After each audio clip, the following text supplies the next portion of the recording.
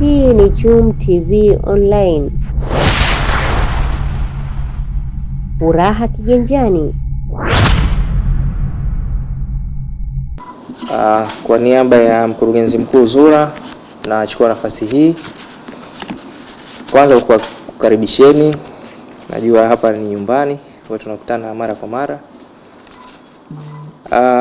Ndugu waandishi wa habari, leo tumekutana kwa ajili ya kutoa taarifa ya bei za mafuta zitakazoanza kutumika rasmi kuanzia kesho tarehe 9 mwezi wa 4 mwaka 2025, ambazo ni bei za mwezi Aprili.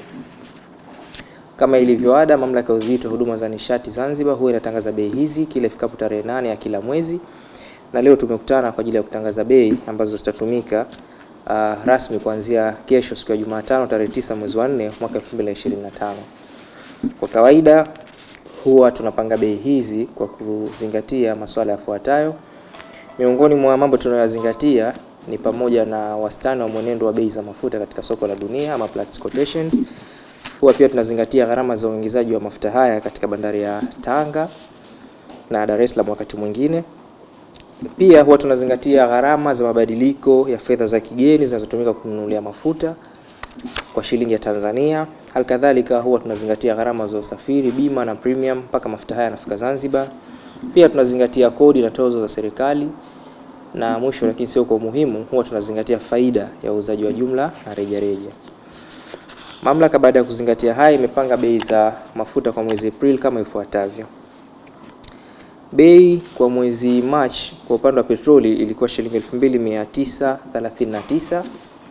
Kwa mwezi April bei ya petroli itakuwa shilingi 2949, imeongezeka kwa shilingi 10 sawa na 0.34. Bei ya mafuta ya dizeli kwa mwezi March ilikuwa shilingi 3135. Kwa mwezi April bei ya diesel itakuwa shilingi 3194, imeongezeka kwa shilingi 59 sawa na 1.88. Kwa upande wa mafuta ya taa bei ya mwezi March itaendelea na mwezi Aprili ambao ni shilingi 3200, na kwa upande wa mafuta ya ndege bei ya mwezi March ilikuwa shilingi 2500, lakini kwa mwezi Aprili itakuwa shilingi 2537, imeongezeka kwa shilingi 37 sawa na 1.48. Naomba kurudia, bei rasmi kwa mwezi Aprili zitakuwa kama zifuatavyo. Bei ya petroli itakuwa shilingi 2949, bei ya diesel itakuwa shilingi 3194, bei ya mafuta ya taa itaendelea kwa shilingi 3200, na bei ya mafuta ya ndege itakuwa shilingi 2537. Sababu kubwa za mabadiliko ya bei hizi ama kuongezeka kwa bei hizi kwa mwezi Aprili ni kutokana na mabadiliko ya fedha za kigeni zinazotumika kununulia mafuta kwa kulinganisha na shilingi ya Tanzania. Hiyo hasa ndo sababu kubwa ambayo imeleta hii tofauti.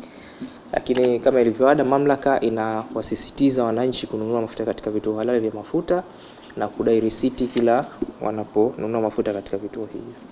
Asanteni kwa kunisikiliza.